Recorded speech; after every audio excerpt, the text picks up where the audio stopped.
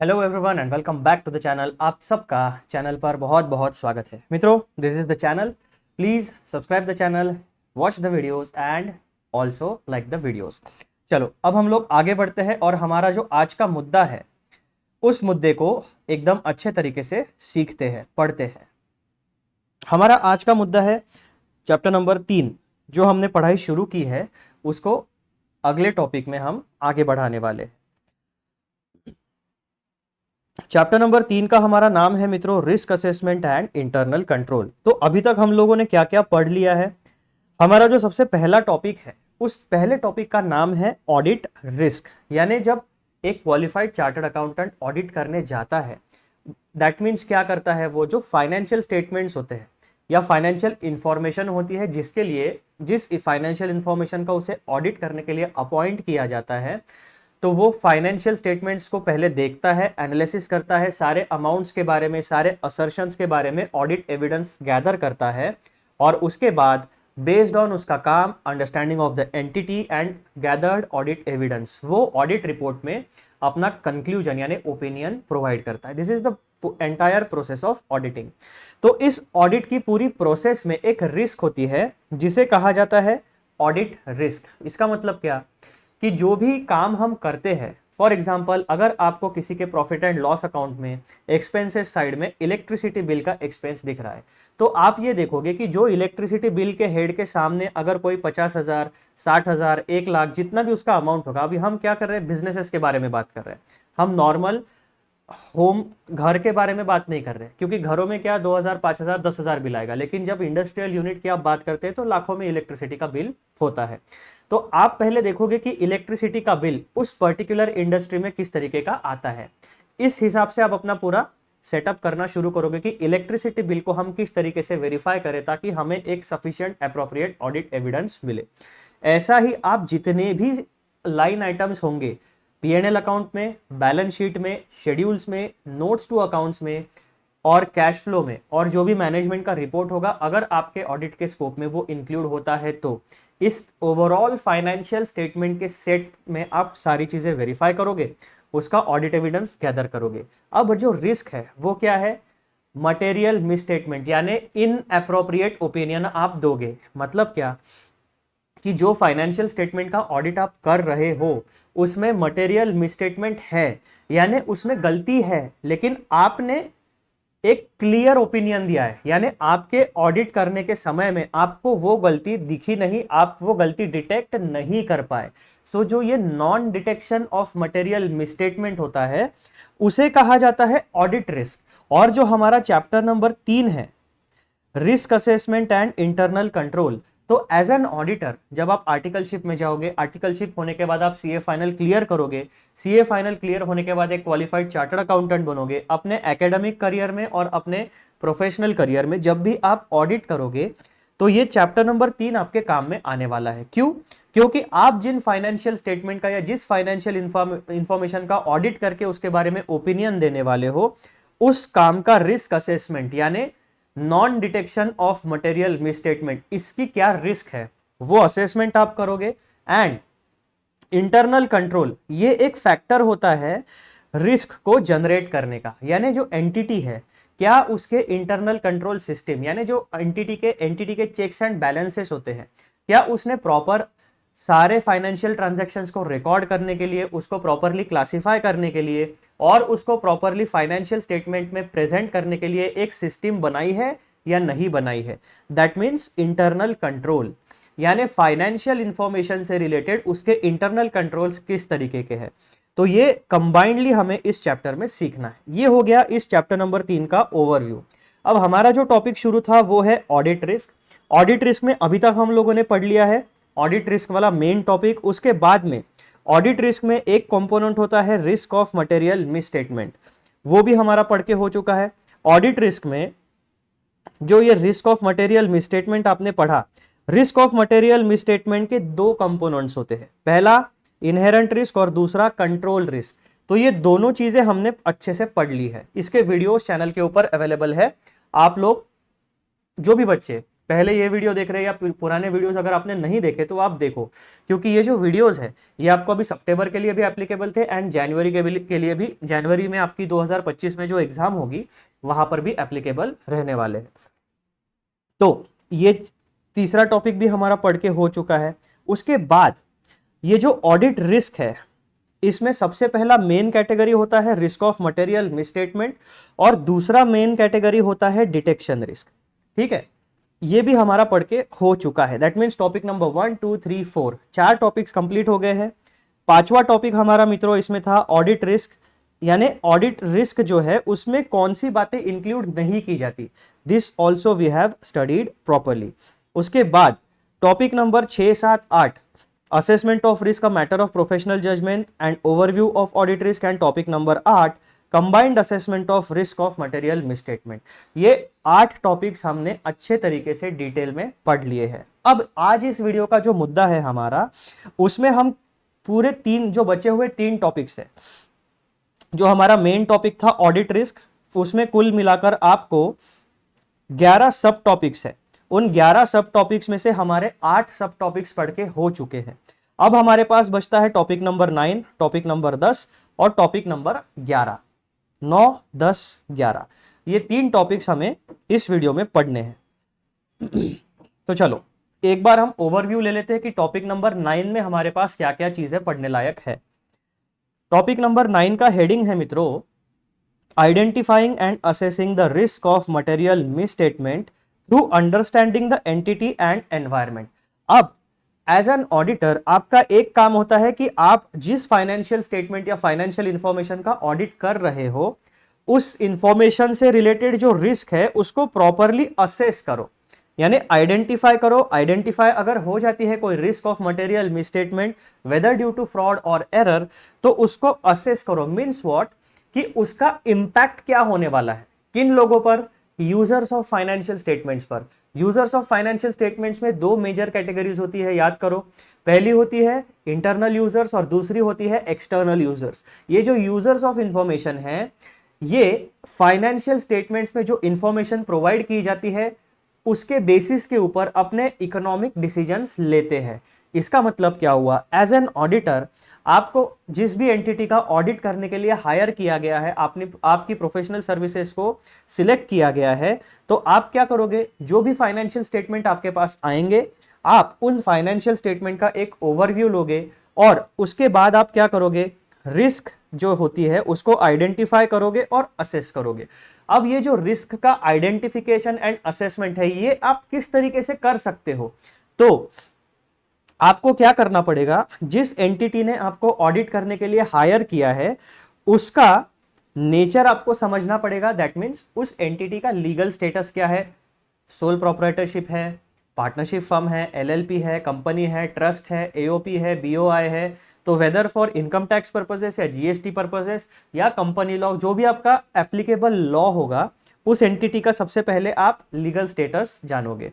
Understanding the entity, उस entity का आप ओवरऑल बिजनेस देखोगे किस तरीके का है, मैन्युफैक्चरिंग इंडस्ट्री में है, सर्विस इंडस्ट्री में है, एंसिलरी इंडस्ट्री में है, एग्रीकल्चर इंडस्ट्री में है, किस तरीके का काम वो करते हैं वो आप देखोगे। और उसके बाद में उस एंटिटी का जो एनवायरनमेंट है, एंटिटी का environment means what, internal environment and external environment. Internal environment means जो कंपनी के अंदर के इंटरनल कंट्रोल सिस्टम्स होते हैं, किस तरीके से काम होता है, उनके एथिक्स क्या है, उनकी वैल्यूज क्या है, उनके प्रिंसिपल्स क्या है, वो आप चेक करोगे। मैनेजमेंट की इंटेग्रिटी, ऑनेस्टी देखोगे। और एक्सटर्नल एनवायरनमेंट मतलब क्या, कि जो आपकी एंटिटी है वो जिस इंडस्ट्री में काम करती है उस इंडस्ट्री के जो फैक्टर्स होते हैं, suppliers, creditors, customers, government regulations, socio economic and political scenarios, उसके बाद में rules, regulation, laws, accounting principles कौन से एप्लीकेबल है, कौन से स्टैंडर्ड्स एप्लीकेबल है, और इन कलेक्टिव चीजों का जो एक्सटर्नल फैक्टर्स होते हैं उनका आपके एंटिटी के ऊपर फाइनेंशियली क्या इंपैक्ट होता है, और जो फाइनेंशियल इंपैक्ट होगा वो आपके फाइनेंशियल स्टेटमेंट्स में रिप्रेजेंट प्रॉपरली किया जा रहा है या नहीं किया जा रहा है। तो इस तरीके से एक ऑडिटर को कंप्लीट अंडरस्टैंडिंग के साथ एंटिटी को समझना पड़ेगा और उसका एनवायरनमेंट भी समझना पड़ेगा। इस सारे नॉलेज को समझने के बाद आप एक पोजीशन में आओगे एज एन ऑडिटर जो रिस्क होती है मटेरियल मिसस्टेटमेंट की, उसको आप आइडेंटिफाई कर पाओगे और असेस कर पाओगे, यानी उसका फाइनेंशियल इंपैक्ट कितना होगा। अगर वो फाइनेंशियल इंपैक्ट इमटेरियल है तो आप उसको ज्यादा भाव नहीं दोगे, लेकिन अगर किसी भी रिस्क का फाइनेंशियल इंपैक्ट मटेरियल है, दैट मींस जो यूजर्स ऑफ फाइनेंशियल स्टेटमेंट्स है उनके इकोनॉमिक डिसीजंस को अगर इंपैक्ट करने वाला है, तब आपके लिए वो मटेरियल मिसस्टेटमेंट क्वालिफाई होगा और आपको उसको अच्छे तरीके से चेक करना पड़ेगा और उसके हिसाब से अपने ऑडिट रिपोर्ट में ओपिनियन को ड्राफ्ट करना पड़ेगा वेरी वेरी क्लियर लैंग्वेज में। तो ये होता है identifying and assessing the risk of material misstatement through understanding the entity and its environment. अब इससे रिलेटेड जो है हमारे पास है ऐसे 315। ऐसे 315 का हेडिंग क्या है? Identifying and assessing the risk of material misstatement. ठीक है, तो ऐसे 315 हमारे लिए रिलेवेंट है इस काम के लिए। दैट मीन्स रिस्क जो होती है किसी भी एंटिटी की, उसको आइडेंटिफाई एंड असेस करते हैं हम via understanding the entity and its environment. तो इसके लिए ऐसे 315 में जो ऑडिटर है उसके लिए कुछ ऑब्जेक्टिव्स दिए हैं। वो ऑब्जेक्टिव्स आपको मिलेंगे पैरा 3 में, यानी ऐसे 315 के पैरा 3 में ऑडिटर के ऑब्जेक्टिव्स मिलेंगे relating to identifying and assessing the risk of material misstatement through understanding the entity and its environment. ये हमें पढ़ना है, एक छोटा सा पैराग्राफ है, वो आपको समझ जाएगा। उसके बाद पॉइंट नंबर 2 हम इसमें पढ़ेंगे identifying and assessing the risk of material misstatement. ऐसे 315 का पैरा 25 और पैरा 26 ये आपके स्टडी मटेरियल में दिया है। इंस्टीट्यूट के स्टडी मटेरियल में ये जो पैराग्राफ नंबर है ये उन्होंने प्रोवाइड नहीं किए, ये मैंने आपके रेफरेंस के लिए एक्स्ट्रा यहाँ पर प्रोवाइड किए ताकि आपको क्लैरिटी रहे। अगर किसी बच्चे को एक्स्ट्रा अगर पढ़ना है तो वो ऐसे प्रॉपर रेफर कर पाए और उसका जो पैराग्राफ्स है वो प्रॉपरली रेफर कर पाए। तो identifying and assessing the risk of material misstatement para 25-26 ये हमारा दूसरा पॉइंट ऑफ डिस्कशन रहने वाला है। दूसरे पॉइंट ऑफ डिस्कशन में हमें पॉइंट नंबर ए और बी पढ़ना है। वो क्या है? The auditor shall identify and assess the risk of material misstatement at, यानी 2 लेवल्स होती है, असर overall financial statement level and assertion level. ये हम लोग डिटेल में पढ़ने वाले हैं। पॉइंट नंबर बी है for the purposes of identifying and assessing the risk of material misstatement the auditor shall, यानी identifying and assessing the risk of material misstatement, इस फंक्शन को पूरा करने के लिए ऑडिटर को क्या करना चाहिए ये 2 स्टेप्स में हमें बताया गया है। ठीक है, तो इस तरीके से हमारा टॉपिक नंबर 9 कवर होने वाला है।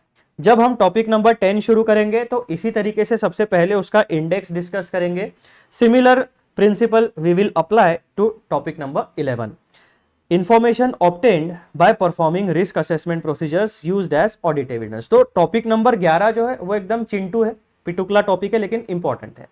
सबसे मेन जो रहेगा हमारा डिस्कशन, यानी बड़ा क्वांटिटी वाइज जो बड़ा डिस्कशन हमारा रहने वाला है वो टॉपिक नंबर 10 में रहने वाला है। टॉपिक नंबर 9 में भी छोटा सा एकदम बढ़िया वाला मटेरियल है। टॉपिक नंबर 11 भी छोटा सा मटेरियल है। मेजर क्वांटिटी यानी वॉल्यूम जो रहेगा वो यहां पर हमारा टॉपिक नंबर 10 में शायद, या टॉपिक नंबर यहां पे रहेगा, जैसे आगे आएगा मैं आपको क्लियरली वो बता दूंगा। नाउ ये हो गया हमारा एक ओवरव्यू। अब हम डिटेल में पढ़ेंगे टॉपिक नंबर 9 जो है हमारा identifying and assessing the risk of material misstatement. चलो टॉपिक नंबर 9 पे आ जाओ।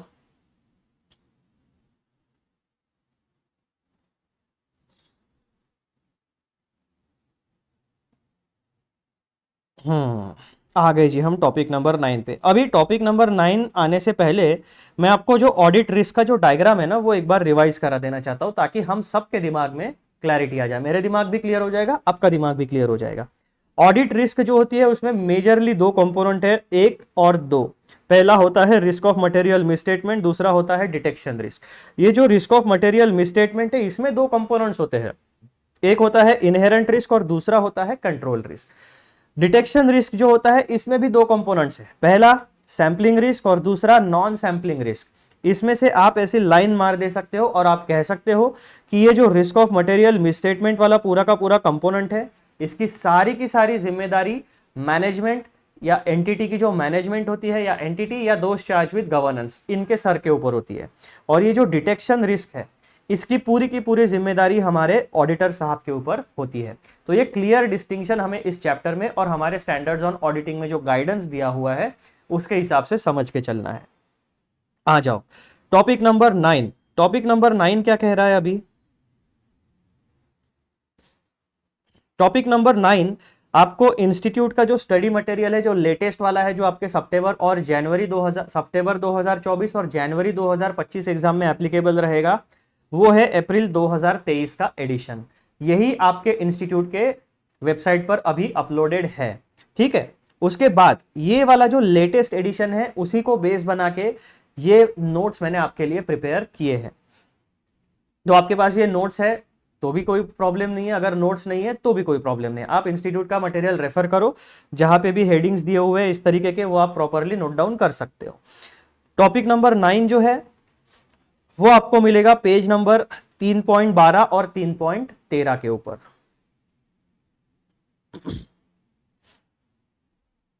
चलो अब हम शांति से पहले टॉपिक नंबर 1 को पढ़ते हैं।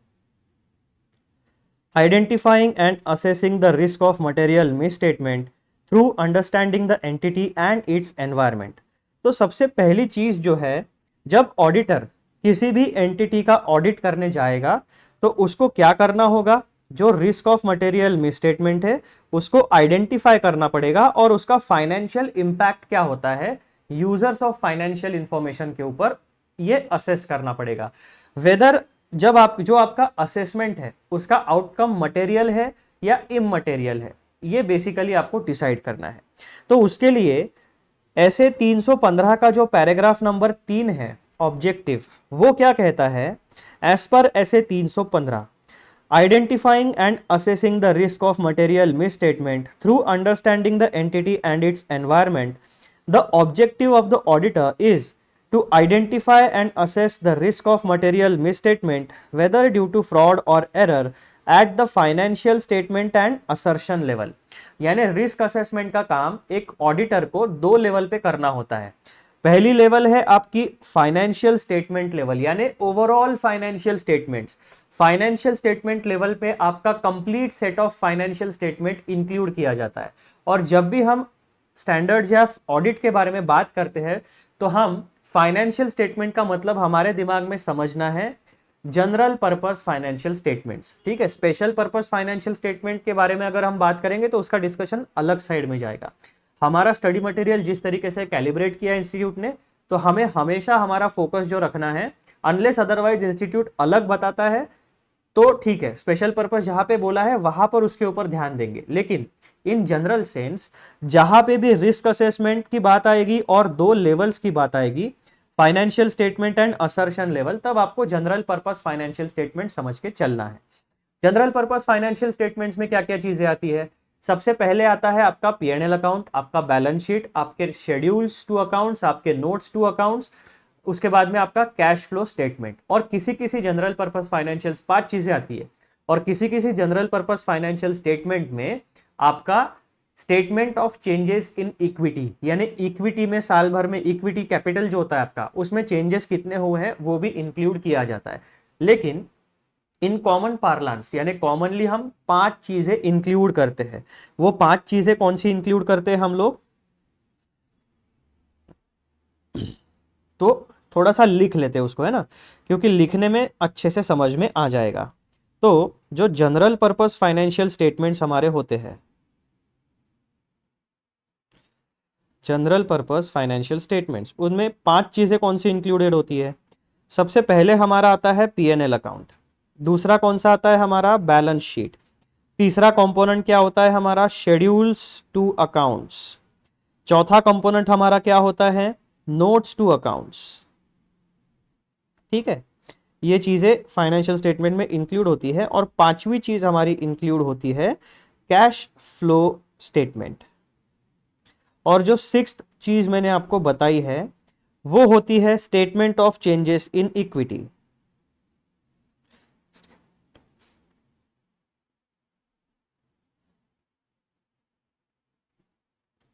लेकिन इन जनरल हमेशा जब हम बात करेंगे तो मेजरली ये 5 बातें आपके फाइनेंशियल स्टेटमेंट में इंक्लूड की जाती है। ये बात आप समझ के चलिए, 6 कंपोनेंट्स है in general purpose financial statements, हमारी 5 चीजें इंक्लूड होती है। तो इसमें से जो आपका P&L अकाउंट है वो आपके इनकम एंड एक्सपेंडिचर को रिप्रेजेंट करता है। जो आपकी बैलेंस शीट है वो आपकी एसेट्स और लायबिलिटी को रिप्रेजेंट करता है। जो शेड्यूल्स है वो डिटेल इंफॉर्मेशन आपको देता है रिगार्डिंग जो भी आपकी amount income and expenditure asset liability की है, उसके जो टोटलिंग होती है। एक ही हेड के अंदर बहुत सारे आइटम अगर है तो वो आपको शेड्यूल्स में मिलेगा। नोट्स टू अकाउंट्स में आपकी अकाउंटिंग पॉलिसीज या किसी स्पेसिफिक आइटम के बारे में बात करनी है, इसका एस्टिमेशन कैसे किया, कैलकुलेशन कैसे किया, वो सारी चीजें आपको यहाँ पे मिलेगी। और कैश फ्लो स्टेटमेंट में पूरे साल भर में जो कैश है यानी फंड फ्लो स्टेटमेंट, किस तरीके से आपकी लिक्विडिटी पोजीशन है, कैश कितना आया कितना गया, कहाँ पे यूटिलाइज हुआ, वो एज पर द फॉर्मेट आपका रिप्रेजेंट होता है। तो एज एन ऑडिटर जब आप फाइनेंशियल स्टेटमेंट का ऑडिट करोगे तो बेसिकली आपको इन अकाउंट्स के फॉर्मेट्स के, इन स्टेटमेंट्स के फॉर्मेट्स के बारे में पता होना चाहिए। जैसे कंपनीज की बात करें तो शेड्यूल 3 का जो फॉर्मेट है फाइनेंशियल स्टेटमेंट्स का, और उसमें दिए गए जो रिप्रेजेंटेशन के नॉर्म्स है वो आपको पता होने चाहिए। अगर आप किसी बैंकिंग एंटिटी का, बैंकिंग सेक्टर के एंटिटी का ऑडिट करते हो, किसी बैंक का ऑडिट करते हो, तो वो बैंक कौन सी है, पब्लिक सेक्टर है, government bank, government own entity है, या प्राइवेट बैंक है, शेड्यूल्ड बैंक है या नॉन शेड्यूल्ड बैंक है, किस तरीके की बैंक है, उसमें आरबीआई के कौन से रेगुलेशंस अप्लाई होते हैं, बैंकिंग रेगुलेशंस के हिसाब से क्या क्या चीज़ें होती है, उनके फाइनेंशियल स्टेटमेंट्स यानी फाइनेंशियल रिपोर्टिंग फ्रेमवर्क कौन सा है, उसमें फॉर्मेट कैसा दिया है, ये आपको पता होना चाहिए as an auditor. Insurance sector entity का अगर आप ऑडिट करते हो तो IRDAI, ये जो रेगुलेटरी अथॉरिटी है, इसने अगर कोई फाइनेंशियल रिपोर्टिंग फ्रेमवर्क इशू किया है तो उसके बारे में आपका फॉर्मेटिंग के बारे में नॉलेज होना चाहिए। तो बेसिकली जिस भी इंडस्ट्री में आप जाओगे ऑडिट करने, जिस भी एंटिटी का आप ऑडिट करोगे, तो सबसे पहले उस एंटिटी का लीगल स्टेटस, उस इंडस्ट्री का रेगुलेटर कौन है, उसका एप्लीकेबल फाइनेंशियल रिपोर्टिंग फ्रेमवर्क क्या है, ये एक ऑडिटर को पता होना चाहिए। तब जाके आप अच्छे से उसका चेकिंग कर पाओगे यानी वेरिफिकेशन कर पाओगे। अगर आपके पास डेटा नॉलेज डेटाबेस ही नहीं है तो आप चेक क्या करोगे, है ना। ऑडिटर का जितना नॉलेज बेस है उतना ही उसका क्वालिटी ऑफ वर्क होगा। जो नॉलेज मेरे पास नहीं है उस सेगमेंट में मैं क्वालिटी वर्क प्रोवाइड या सर्विसेज प्रोवाइड नहीं कर पाऊंगा। This is the basic principle for chartered accountancy profession. आपकी सर्विस की क्वालिटी उतनी ही अच्छी होगी जितना आपके पास एक्सपर्टीज है, नॉलेज बेस है। तो ये बेसिक चीजें हमने लिख ली। अब हमें क्या करना है, वापस आना है और टॉपिक नंबर 9 को आगे देखना है। तो हमें पता चला कि ये जो फाइनेंशियल स्टेटमेंट लेवल और असर्शन लेवल है इसकी हम बात कर रहे हैं। एज पर ऐसे 315 the objective of the auditor is to identify and assess the risk of material misstatement whether due to fraud or error at the financial statement level and assertion levels। अब ये जो assertion वाला topic है ना, इसको एकदम प्यार से हम लोग एकदम डिटेल में डिस्कस करेंगे। तो मैंने फाइनेंशियल स्टेटमेंट के बारे में आपको 5-6 चीजें बता दी, जो कंपोनेंट्स ऑफ फाइनेंशियल स्टेटमेंट्स है, क्या क्या इंक्लूड होता है सेट ऑफ फाइनेंशियल स्टेटमेंट में। तो एज एन ऑडिटर आपको ओवरऑल फाइनेंशियल स्टेटमेंट का भी रिस्क असेसमेंट करना है, और जो असर्शन लेवल्स है इंडिविजुअली उस असर्शन लेवल्स में भी आपको जाके रिस्क असेसमेंट करना पड़ेगा। तो रिस्क असेसमेंट आपको 2 सेगमेंट में करना है, 2 लेवल्स पे करना है, फाइनेंशियल स्टेटमेंट लेवल पे यानी overall financial statements and assertion level. अभी असर्शन क्या होता है मैं आपको पढ़ाऊंगा, तो तब आपको ये बात समझ में आ जाएगी। Through understanding the entity and its environment including the entities internal control, यानी एंटिटी के बारे में आपको एक अच्छा ओवरव्यू और अंडरस्टैंडिंग होनी चाहिए। उसमें एंटिटी के यानी जो आपकी ऑर्गेनाइजेशन है उसके इंटरनल कंट्रोल भी इंक्लूड किए जाते हैं। Thereby providing a basis for designing and implementing responses to assessed risk of material misstatement. Auditor का ऑब्जेक्टिव क्या है, रिस्क को आइडेंटिफाई करो, उसका फाइनेंशियल इंपैक्ट असेस करो। रिस्क जो है 2 कारणों की वजह से हो सकती है। कौन से कारण है वो, फ्रॉड और एरर के कारण। उसका इंपैक्ट कहां पे हो सकता है, ओवरऑल फाइनेंशियल स्टेटमेंट लेवल पे हो सकता है और असर्शन लेवल पे हो सकता है। अब ये जो रिस्क असेसमेंट है ये आप एज एन ऑडिटर करोगे कैसे, तो आपको एंटिटी का एनवायरमेंट समझना पड़ेगा। उस ओवरऑल एनवायरमेंट में एंटिटी का इंटरनल कंट्रोल भी इंक्लूड हो जाता है, ठीक है। अब इतनी सारी चीजें जब आप कर लोगे तब आपको एक बेसिस, एक फाउंडेशन मिलेगा।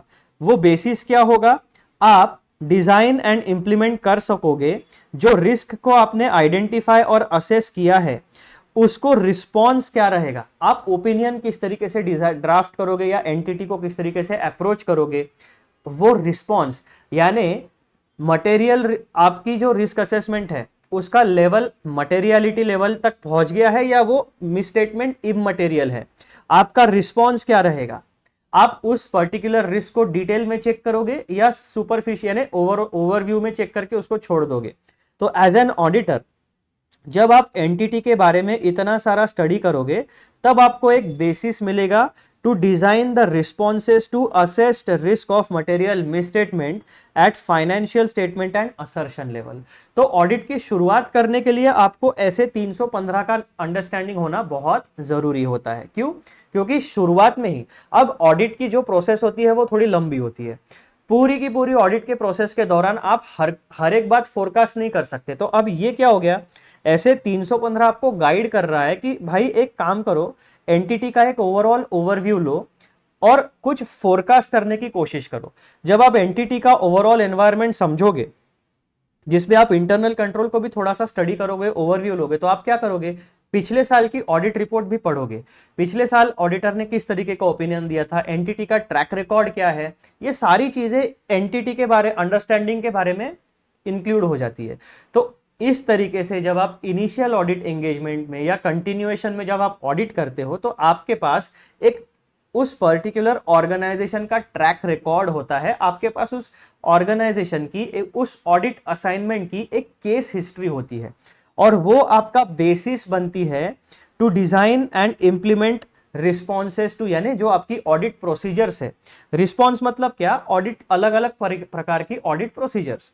तो इस तरीके से आप अपना काम करके मटेरियल मिसस्टेटमेंट को आइडेंटिफाई कर सकते हो और उसका जो रीजन है वो भी आप आइडेंटिफाई कर सकते हो और उसको किस तरीके से हैंडल करना है। तो ये बेसिक कहानी इस एक पैराग्राफ में आपको ऐसे 315 बताने की कोशिश कर रहा है। एक बार इसको प्यार से पढ़ो। ऐसे 315 identifying and assessing the risk of material misstatement through understanding the entity and its environment. ये ऐसे क्या कहता है, The objective of the auditor is to identify and assess the risk of material misstatement. Objective clear हो गया। Material misstatement के reason क्या होते हैं, वेदर ड्यू टू फ्रॉड और एरर। तो ऑडिटर को यह भी पता चल गया material misstatement either due to fraud या एरर हो सकता है। अब उसका इंपैक्ट जो है, मटेरियल मिसस्टेटमेंट का जो इंपैक्ट है वो फाइनेंशियल स्टेटमेंट लेवल पे भी हो सकता है ओवरऑल, या किसी पर्टिकुलर लाइन आइटम यानी असर्शन पे भी हो सकता है। तो ये जो ऑब्जेक्टिव है, ये ऑब्जेक्टिव ऑडिटर फुलफिल कैसे करता है, through understanding the entity and its environment including the internal control. जब ये ऑब्जेक्टिव फुलफिल इस तरीके से एक ऑडिटर करता है तो उसको एक बेसिस मिलता है to design and implement responses to assessed risk of material misstatement. This will help the auditor to reduce risk of material misstatement to an acceptably low level. अब ये जो एक्सेप्टेबली लो लेवल है, ये आपको चीज पता होनी चाहिए। Basically risk of material misstatement to acceptably low level मतलब क्या होता है कि आपने जो मिसस्टेटमेंट्स है वो सारे के सारे मिसस्टेटमेंट्स ऐसे हैं जिनका impact users of financial statement के इकोनॉमिक डिसीजन के ऊपर नहीं पड़ रहा है। तो वो होता है आपका bringing down the audit risk. ठीक है, this is the acceptably low level. अगर आप एक सिचुएशन इमेजिन करो, ठीक है, सिचुएशन में आप एक इन्वेस्टर हो और आपने किसी के बिजनेस में इन्वेस्ट किया है, तो होगा क्या, आपको क्या चाहिए कि मुझे भाई मार्केट रेट जो है मुझे 20-22-25% रिटर्न चाहिए। मैंने अगर 20 लाख रुपए डाला है तो मुझे 20% 30% रिटर्न चाहिए क्योंकि मैंने इक्विटी में हाई रिस्क एरिया में इन्वेस्ट किया है या आपने। तो आप क्या कहोगे कि भाई मुझे अपने 20% 30% प्रॉफिट से मतलब है, उधर बिजनेस में क्या हो रहा है वो मुझे इंपैक्ट नहीं चाहिए। अब बिजनेस अगर कुछ ऐसी गलतियां करे जिससे मेरे रिटर्न ऑन इन्वेस्टमेंट पे इंपैक्ट होता है, तब वो चीज जाके मेरे लिए मटेरियल होती है। ये मटेरियलिटी का बेसिक चीज आप समझो। एज एन इन्वेस्टर अगर फाइनेंशियल एंटिटी का जो मैनेजमेंट है या दोस्त चार्ज विद गवर्नेंस है, उनके फाइनेंशियल स्टेटमेंट के प्रिपरेशन की वजह से या रिप्रेजेंटेशन की वजह से अगर आपके इकोनॉमिक डिसीजन के ऊपर इंपैक्ट होगा तो that means this is a material misstatement. तो ऑडिटर क्या करता है कि बहुत ज्यादा डिटेल में काम करके जो रिस्क है उसको एक्सेप्टेबली लो लेवल पे लेके आता है। दैट मीन्स ऐसे मिसस्टेटमेंट्स अब वो हो जाते हैं कि उनका बहुत मेजर इंपैक्ट किसी भी यूजर ऑफ फाइनेंशियल स्टेटमेंट के ऊपर नहीं पड़ेगा। ये बेसिक चीज यहां पे है। अब टॉपिक पॉइंट नंबर 2 क्या कहता है, identifying and assessing the risk of material misstatement, ऐसे 315 पैरा 25 एंड 26 ये दो है। यहां पर हमें दो फंक्शंस यानी दो स्टेप्स को फॉलो करना है। पहला क्या है, the auditor shall identify and assess the risk of material misstatement at the financial statement level and the assertion level for classes of transactions, account balances and disclosures to provide a basis for designing and performing further audit procedures। ये बहुत important point है, इसको फिर से पढ़ो क्योंकि जो मैंने आपको इनिशियल हम जब इंडेक्स डिस्कस कर रहे थे इसका पूरा ओवरव्यू, वहां पे मैंने कहा था कि एक असर्शन के बारे में हम कॉम्प्रहेंसिव डिस्कशन करने वाले हैं, डिटेल में डिस्कशन कर रहे हैं, तो वो डिस्कशन यहीं पे होगा। ठीक है, एक बार फिर से इसको पढ़ो क्योंकि पॉइंट नंबर 1 जो है ना वो मैंने आपको बता दिया है। The auditor shall identify and assess the risk of material misstatement at the financial statement level। Financial statement में क्या क्या चीजें इंक्लूड होती है वो मैंने आपको अभी यहाँ पे बताया। यानी पहला जो टास्क है हमारा, तो इन 5 चीजों के ऊपर हमें देखना है कि रिस्क ऑफ मटेरियल मिसस्टेटमेंट क्या हो सकती है। ये हो गया हमारा फाइनेंशियल स्टेटमेंट लेवल पे identify and assess risk of material misstatement. अब ये असर्शन क्या होता है तो उसको हम लोग डिटेल में पढ़ने वाले हैं। द असर्शन, दूसरा टास्क क्या होता है as an auditor, identify and assess the risk of material misstatement में दूसरा टास्क हमें क्या परफॉर्म करना होता है, the auditor shall identify and assess the risk of material misstatement at the assertion level for classes of transactions, account balances and disclosures to provide a basis for designing and performing further audit procedures.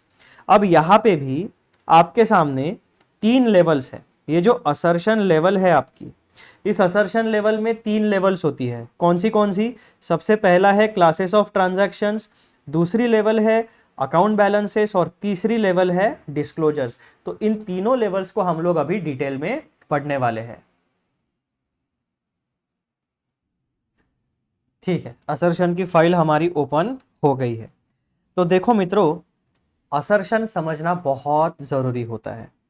उसके लिए ना मैं आपका थोड़ा सा एक आपके दिमाग में बैकग्राउंड सेटअप करना चाहता हूं। तो थोड़ा सा शुरुआत के 2-3 पैराग्राफ जो है ना हमारे, वो आपके दिमाग में असर्शंस के बारे में एक आइडिया जनरेट करेगा और उसके बाद फिर हम डिटेल में उसके डिस्कशन में जंप करने वाले हैं।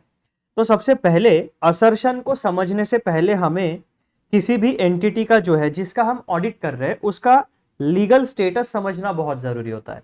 अब लीगल स्टेटस कितने प्रकार के होते हैं, तो 2 प्रकार के हो सकते हैं। एक LLP partnership firm, sole proprietor, LLP partnership firm, company, AOP, BOI, trust, society, ये हो सकते हैं। ठीक है, यहाँ पे यही चीज मैंने यहाँ पे भी आपके लिए दी है, AOP, BOI, NGO, trust, society etcetera. तो ये कमर्शियल और नॉन कमर्शियल काम करने वाले 2 एंटिटीज हो सकती है। उसके बाद में ये जो 2 टाइप की एंटिटीज हमारे पास होती है, लीगल स्टेटस। अब देखिए आप लोग कि ये दोनों प्रकार की यानी जितनी भी एंटिटीज है वो प्रत्येक एंटिटी यानी हर एक एंटिटी फाइनेंशियल ट्रांजैक्शन कंडक्ट करती है। फाइनेंशियल ट्रांजैक्शंस कंडक्ट होते हैं इन द फॉर्म ऑफ, यानी मेजर किए जाते हैं in the form of currency. ठीक है, अब ये जो फाइनेंशियल ट्रांजैक्शन है ये 2 प्रकार के हो सकते हैं। पहला फाइनेंशियल ट्रांजैक्शन है आपका कमर्शियल ट्रांजैक्शंस और दूसरा ट्रांजैक्शन कैटेगरी है आपका नॉन कमर्शियल ट्रांजैक्शन। इन दोनों ट्रांजैक्शंस में आपकी करेंसी यूज होती है, कमर्शियल नॉन कमर्शियल दोनों ट्रांजैक्शंस में करेंसी यूज होगी। फिर आप देखो कमर्शियल ट्रांजैक्शन का जो मोटिव है वो क्या होता है, शॉर्ट टर्म मोटिव आपका अर्निंग प्रॉफिट होता है और लॉन्ग टर्म मोटिव जो होता है वो वेल्थ क्रिएशन होता है। नॉन कमर्शियल ट्रांजैक्शंस का मोटिव क्या होता है, क्रिएशन ऑफ सोशल बेनिफिट्स। यहां पर प्रॉफिट या वेल्थ क्रिएशन का मोटिव सेकेंडरी होता है, ये प्राइमरी मोटिव्स हो गए। अब ये जो फाइनेंशियल ट्रांजैक्शंस है इसका इंपैक्ट क्या होता है, तो impact of financial transaction in 4 categories में होता है, इनकम, एक्सपेंस, असेट, लायबिलिटी। उसमें से जो आपका इनकम एंड एक्सपेंस है वो रिप्रेजेंट होता है पीएनएल अकाउंट में या income receipt and payment account या इनकम एंड एक्सपेंडिचर अकाउंट में। एसेट एंड लाइबिलिटी आपका होता है बैलेंस शीट में। तो हम यहाँ पर अभी के लिए केवल income and expenditure, receipt and payment को छोड़ देते हैं। इनकम एंड एक्सपेंसेस आपका P&L में रिप्रेजेंट होगा, एसेट एंड लाइबिलिटी आपकी बैलेंस शीट में रिप्रेजेंट होगी। अब आपके लिए हम जब भी बात करेंगे in context of audit of financial statements, हम बात करने वाले हैं जनरल पर्पस फाइनेंशियल स्टेटमेंट्स में। जनरल पर्पस फाइनेंशियल स्टेटमेंट्स में हमें पता है हमारे पास 5 चीजें तो हमेशा इंक्लूड होगी: P&L, balance sheet, schedules to accounts, notes to accounts and cash flow statement या फंड फ्लो स्टेटमेंट। ठीक है, उसे हम कहते हैं जनरल पर्पस फाइनेंशियल स्टेटमेंट। इसमें इंक्लूड किए जाते हैं 1 2 3 4 5 चीजें। उसके बाद ये जो सेट ऑफ फाइनेंशियल स्टेटमेंट्स है, इसमें जो फाइनेंशियल इंफॉर्मेशन दी जाती है वो फाइनेंशियल इंफॉर्मेशन के यूजर्स कौन होते हैं? तो 2 कैटेगरी में वो यूजर्स को क्लासिफाई किया जाता है। पहली कैटेगरी होती है इंटरनल यूजर्स, दूसरी कैटेगरी होती है एक्सटर्नल यूजर्स। इंटरनल यूजर्स में 3 लोग होते हैं: ओनर्स, मैनेजमेंट, यानी मैनेजमेंट का मतलब क्या हुआ यहाँ पे, हाई लेवल स्टाफ या मिडिल लेवल स्टाफ जो इकोनॉमिक डिसीजंस लेते हैं ऑर्गेनाइजेशन के बारे में, एंड एम्प्लॉइज यानी जनरल लेवल स्टाफ। दूसरी कैटेगरी आपकी होती है एक्सटर्नल यूजर्स की। उसमें इंक्लूड किए जाते हैं इन्वेस्टर्स, क्रेडिटर्स या suppliers, lenders means financial institutions या जो भी आपको क्रेडिट प्रोवाइड करेगा, फाइनेंस प्रोवाइड करेगा वो लोग। Then government and regulatory agencies, customers and society at large. यानी 3 और 6 ऐसे 9 यूजर्स ऑफ फाइनेंशियल स्टेटमेंट्स आपके मेजरली होते हैं। अब एक बात आप समझो, ये सारा डिस्कशन हम क्यों कर रहे हैं? ऑडिटर के पर्सपेक्टिव से, एक क्वालिफाइड चार्टर्ड अकाउंटेंट या आप एज अ स्टूडेंट जब ऑडिट करने जाओगे आपके पर्सपेक्टिव से, ये जो जनरल पर्पस फाइनेंशियल स्टेटमेंट होते हैं ना, ये मोस्ट प्रोबेबली इनकी इंफॉर्मेशन नीड्स को जस्टिफाई भी कर देते हैं और सेटिस्फाई भी कर देते हैं। ये जो यूजर्स होते हैं इस फाइनेंशियल इंफॉर्मेशन के ऊपर अपने इकोनॉमिक डिसीजंस लेते हैं। हर एक यूजर का अपना एक अलग मोटिव होता है, उसके अलग अलग ऑब्जेक्टिव्स होते हैं। तो अब इन अलग अलग ऑब्जेक्टिव्स को फुलफिल करने के लिए वो सोर्स ऑफ इंफॉर्मेशन इस सेट ऑफ फाइनेंशियल स्टेटमेंट्स में होता है। अब आप एक बात समझो, अगर इसमें मटेरियल मिसस्टेटमेंट होगा, यानी ऐसी गलतियां वेदर ड्यू टू फ्रॉड और एरर जिसकी वजह से इन यूजर्स के इकोनॉमिक डिसीजंस के ऊपर इंपैक्ट होता है, तो ऐसे गलती को वेदर ड्यू टू फ्रॉड और एरर, ऐसे मिसस्टेटमेंट को हम मटेरियल मिसस्टेटमेंट कहते हैं। तो मटेरियलिटी डिसाइड कैसे होगी? अगर यहां पे दी गई इंफॉर्मेशन इनके इकोनॉमिक डिसीजन को इन्फ्लुएंस करती है, इंपैक्ट करती है, तो वो इंफॉर्मेशन मटेरियल है। अब आपको यह देखना है कि वो मटेरियल ट्रू एंड फेयर है या मिसस्टेटेड है। Misstated whether due to fraud है या एरर है। मिसस्टेटेड ड्यू टू एरर है तो आपको उसके सिनेरियो के हिसाब से डील करना पड़ेगा। मिसस्टेटमेंट ड्यू टू फ्रॉड है तो बहुत बड़ी गलती है, आपको अलग तरीके से डील करना पड़ेगा। तो ये एक बेसिक पर्सपेक्टिव मैंने असर्शन समझाने के लिए आपको दे दी है। अब ये जो जनरल पर्पस फाइनेंशियल स्टेटमेंट है, इसको बनाने की जिम्मेदारी किसकी होती है? तो यहां पे हम 2 लोगों की रिस्पॉन्सिबिलिटी के बारे में बात करेंगे, एक management of the entity and दूसरा ऑडिटर। असर्शन को समझने के लिए ये सारी इंफॉर्मेशन पहले हमारे डेटाबेस में होनी बहुत जरूरी है, इसीलिए हम इसे डिस्कस कर रहे हैं। तो ये जो फाइनेंशियल स्टेटमेंट्स है, इसको बनाने की जिम्मेदारी हमेशा से मैनेजमेंट के ऊपर ही होती है। ऑडिटर साहब जो है वो केवल क्रॉस वेरीफाई करते हैं, चेकिंग करते हैं। वो आपकी अकाउंटिंग करके फाइनेंशियल स्टेटमेंट्स को बना के ये सेट ऑफ फाइनेंशियल स्टेटमेंट्स में रिप्रेजेंट नहीं करते। ये सेट ऑफ फाइनेंशियल स्टेटमेंट बनने के बाद ऑडिटर साहब को दिए जाते हैं और उन्हें कहा जाता है कि इसमें जो भी इंफॉर्मेशन मैनेजमेंट ने इंक्लूड की है उस पर आप अपना ओपिनियन दीजिए। ठीक है, ये काम ऑडिटर का होता है। तो रिस्पॉन्सिबिलिटी क्या होती है मैनेजमेंट की? Preparation and presentation of financial statements as per applicable financial reporting framework, generally accepted accounting principles and laws, rules and regulations. तो जो भी आप फाइनेंशियल स्टेटमेंट कोई भी मैनेजमेंट बनाएगी तो उसकी जिम्मेदारी होती है कि इन 3 चीजों को वो हमेशा फॉलो करे। ऑडिटर साहब की क्या जिम्मेदारी होती है with respect to financial statements? Conduct audit of financial statements in accordance with relevant engagement and quality control standards. यानी institute of chartered accountants of India ने engagement and quality control standards दिए हैं, जिसमें स्टैंडर्ड्स ऑन ऑडिटिंग आ गया, SQC आ गया यानी standard on quality control, standard on auditing, उसके बाद में standard on assurance engagement, standard on review engagement, standard of related services engagement और स्टैंडर्ड ऑन एश्योरेंस एंगेजमेंट। ऐसे 5 तरीके के स्टैंडर्ड्स होते हैं। उन्हें कलेक्टिवली कहा जाता है engagement and quality control standards.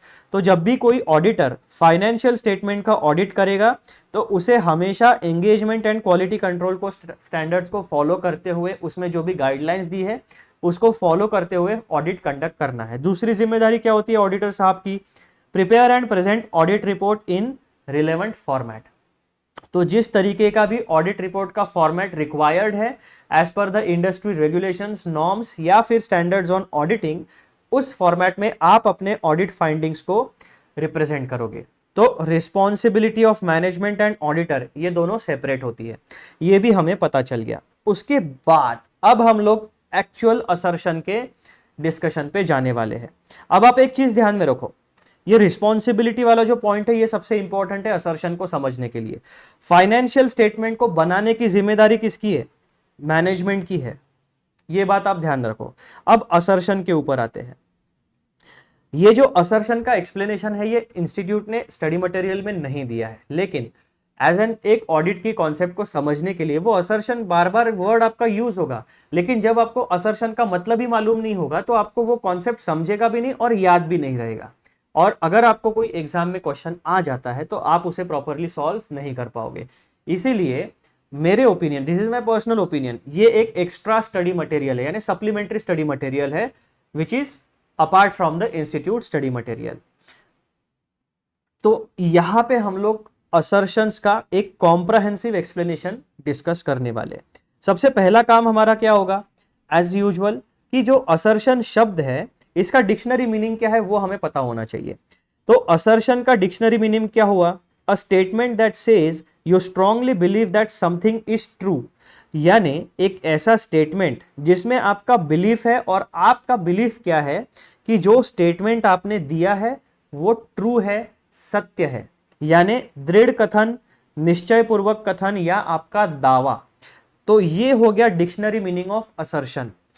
तो ये एक अंडरलाइंग अजम्पशन होता है ऑडिट का। मतलब क्या कि जब भी मैनेजमेंट फाइनेंशियल स्टेटमेंट को बनाएगी तो एक ऑडिटर ये अज्यूम करता है कि मैनेजमेंट को ये पता है कि जब भी मैनेजमेंट फाइनेंशियल स्टेटमेंट को प्रिपेयर करेगी तो उसे एप्लीकेबल फाइनेंशियल रिपोर्टिंग फ्रेमवर्क को फॉलो करके प्रिपेयर करना है financial statement, generally accepted accounting principles को फॉलो करना है, and laws, rules and regulations, यानी इन तीनों चीजों को कंबाइंडली मिला के मैनेजमेंट को अपनी ड्यूटी फुलफिल करते हुए a set of financial statements बनाना है।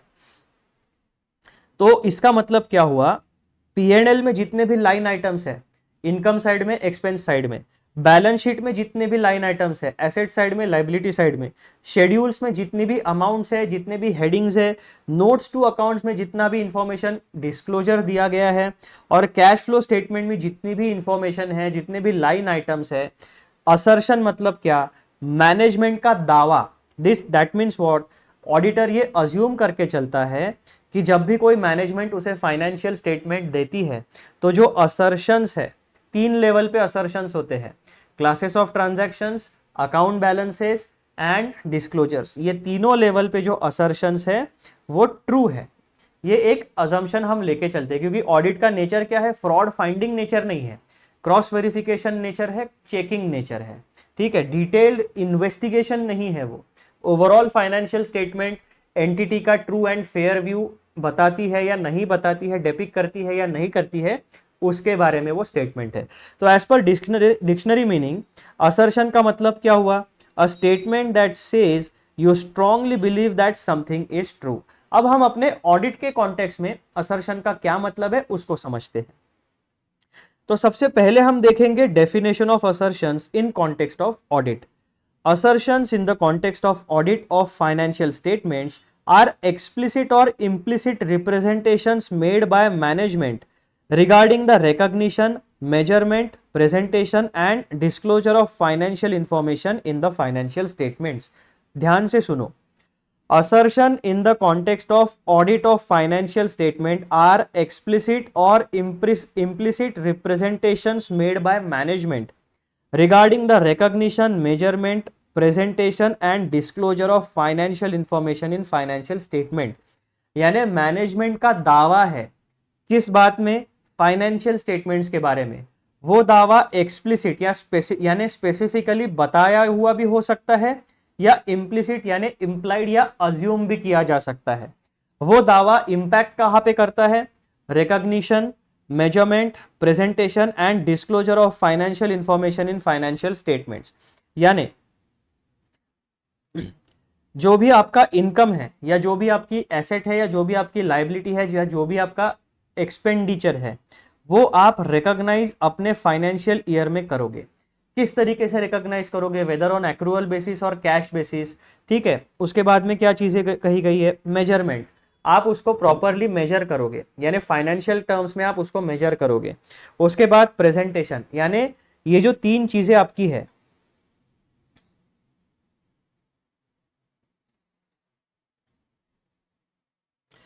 Financial reporting framework, generally accepted accounting principles and laws, rules and regulation, इसके हिसाब से आप अपना प्रेजेंटेशन यानी फॉर्मेट ऑफ फाइनेंशियल स्टेटमेंट्स बनाया है। डिस्क्लोजर, यानी जितनी भी इंफॉर्मेशन है, जो भी इंपॉर्टेंट बात आपको डिस्क्लोज करनी है, वो आपने प्रॉपरली डिस्क्लोज की है। तो डेफिनेशन ऑफ असर्शन में पहला पॉइंट आपका क्या हो गया मित्रों? assertions in the context of audit of financial statements are explicit यानी specifically बताए गए, या implicit यानी assume किए गए representations made by management regarding चार बातें: recognition, measurement, presentation and disclosure of financial information। ये चारों बातें रिलेट करती है फाइनेंशियल इंफॉर्मेशन के बारे में जो आपके फाइनेंशियल स्टेटमेंट्स में दी गई है। दूसरा पॉइंट क्या कहता है डेफिनेशन का? These assertions form the basis for the auditor's procedures and relate to different aspects of financial statements, including the accuracy, completeness, valuation, rights and obligations and presentation of financial information।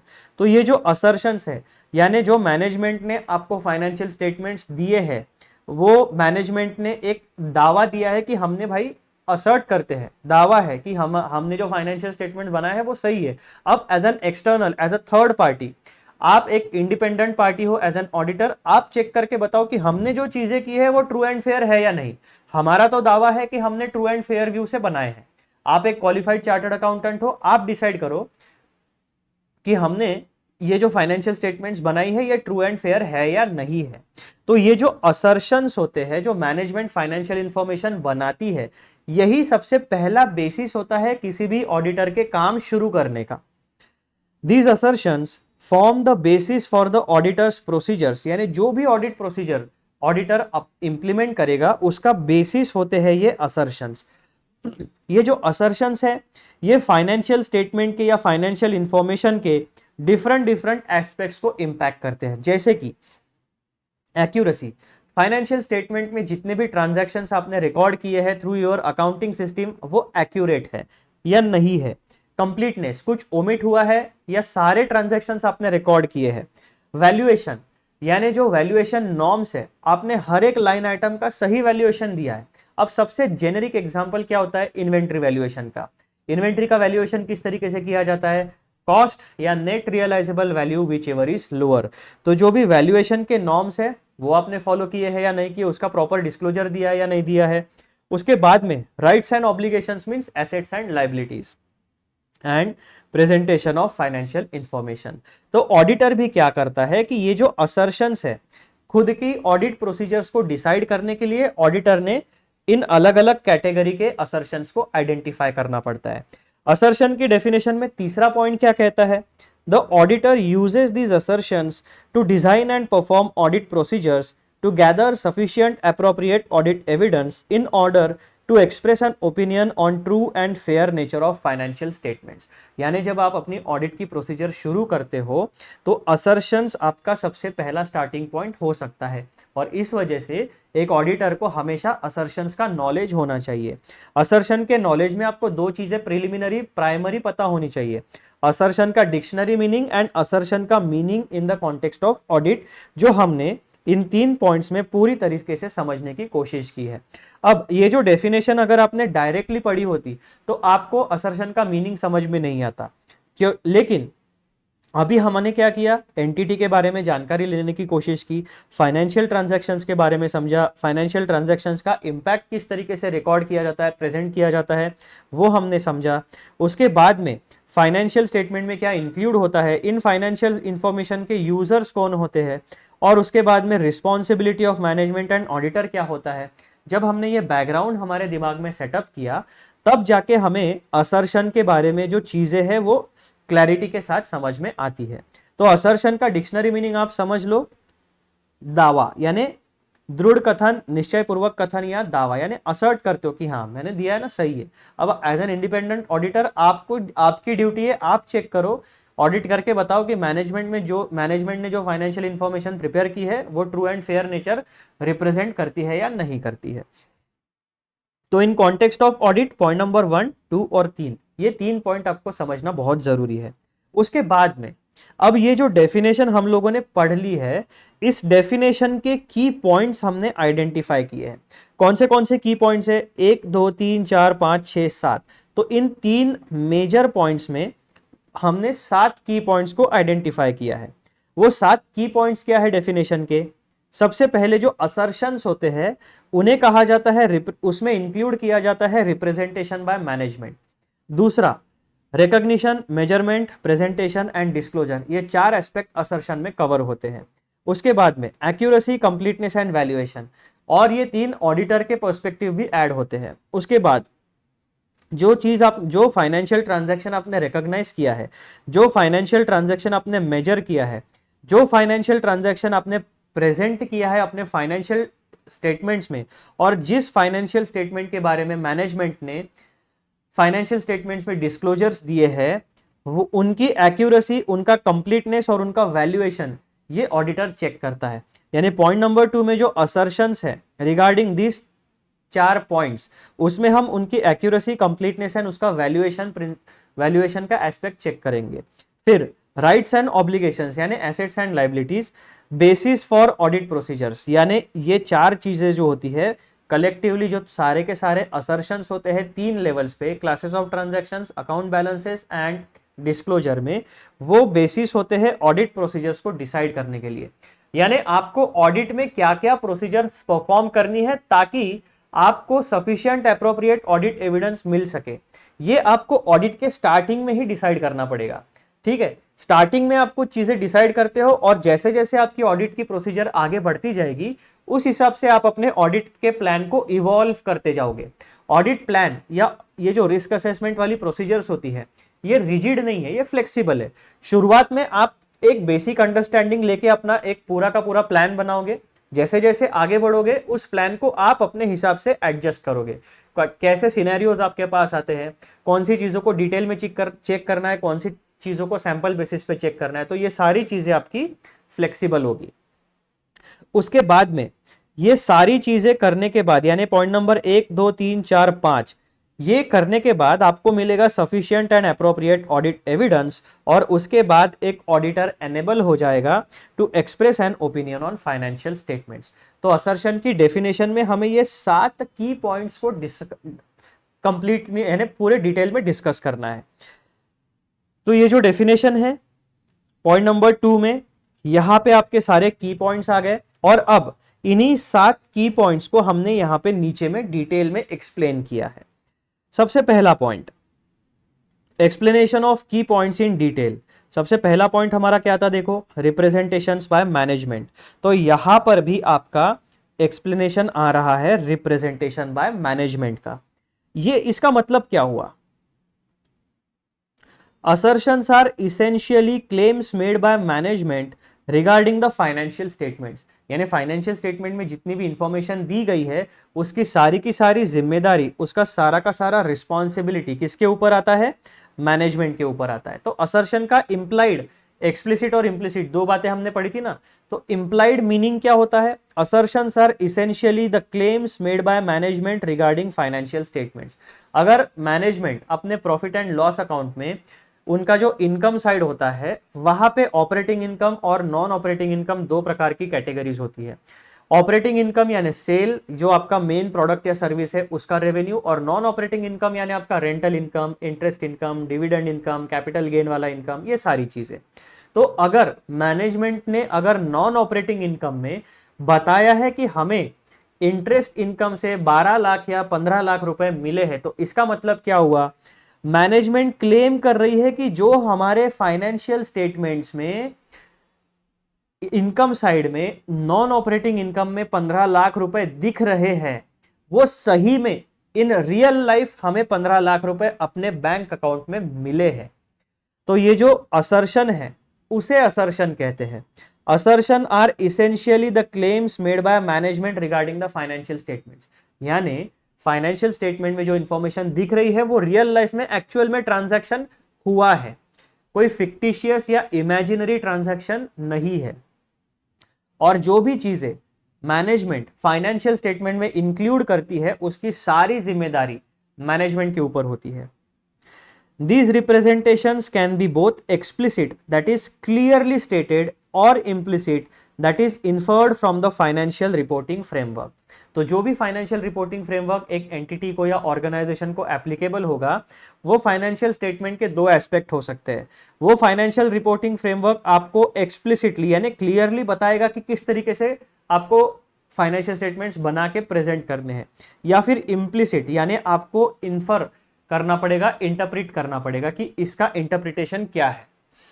Assertions are essentially the claims made by management regarding financial statements. These representations can be both explicit, that is clearly stated, or implicit, that is inferred from the financial reporting framework. Point number 2. For example, when management prepares financial statements, they assert, वो दावा करते हैं that the figures reported for asset, liability, income and expenses are true and accurate. यानी जब भी कोई management आपको financial statement देती है वो असर्ट करती है, वो ये दावा करती है कि हमने asset, liability, income and expense में जितनी भी बातें आपको बताई गई है वो ट्रू एंड एक्यूरेट है to the best of their knowledge. Point number 3 क्या कहता है, the auditor relies on these assertions as a foundation to evaluate whether the financial statements provide a true and fair view of the company's financial position. तो basically assertion का मतलब क्या हुआ, management जब भी एक ऑडिटर का अपॉइंटमेंट होगा, ऑडिट का स्कोप डिसाइड होगा, ऑडिट एंगेजमेंट लेटर दिया जाएगा, ऑडिट एंगेजमेंट लेटर को एक्सेप्ट किया जाएगा, उसके बाद आप एज एन ऑडिटर एक ऑडिटर की अपॉइंटमेंट फाइनलाइज होगी। अब अपॉइंटमेंट होने के बाद सबसे पहला काम क्या होगा, रेडी किए गए फाइनेंशियल स्टेटमेंट्स ऑडिटर को प्रोवाइड किए जाएंगे, और वही ऑडिट जो फाइनेंशियल स्टेटमेंट्स है उसमें जितने भी income, asset, liability, income and expenses के जितने भी लाइन आइटम्स दिए गए हैं वही बेसिस होता है ऑडिटर के काम की शुरुआत का, और उन्हीं को यहां पर कहा गया है असर्शंस। यानी सेट ऑफ फाइनेंशियल स्टेटमेंट्स में P&L, balance sheet, schedules to account, notes to accounts and cash flow statement, इन 5 चीजों में जितनी भी इंफॉर्मेशन दी गई है मैनेजमेंट का यह दावा होता है कि वो ट्रू एंड फेयर है, ट्रू एंड एक्यूरेट है to the best of management's knowledge. अब ये ऑडिटर को दिए गए हैं, अब मैनेजमेंट क्या कहती है अब आप चेक करो। तो ये जो असर्शन है, जो मैनेजमेंट का दावा है, यही फाउंडेशन होता है एक ऑडिट की शुरुआत का। तो ये हो गया रिप्रेजेंटेशन बाय मैनेजमेंट का बेसिक मीनिंग। दूसरा की पॉइंट हमारे पास क्या था, recognition, measurement, presentation and disclosure.